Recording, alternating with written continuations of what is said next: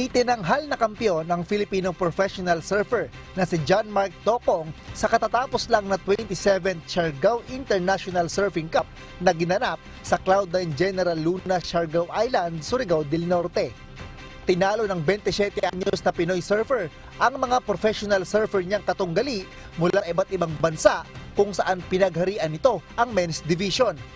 Dahil sa panalo, muli siyang itinanghal bilang back-to-back champion sa naturang kompetisyon. Samantala, wagi naman sa women's side ang Japanese surfer na si Anon Matsuka at nakakuha rin ng pwesto para sa World Surf League Challenger Series sa 2024.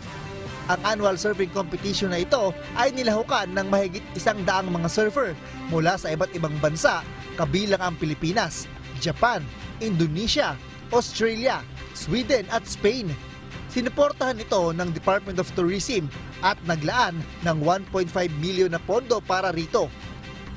Maliban sa international sports activities, nananatili ang isla bilang isa sa mga dinarayong tourist attraction sa bansa kung saan pasok rin ito sa top 10 best islands in Asia sa Traveler's Reader's Choice Award 2023.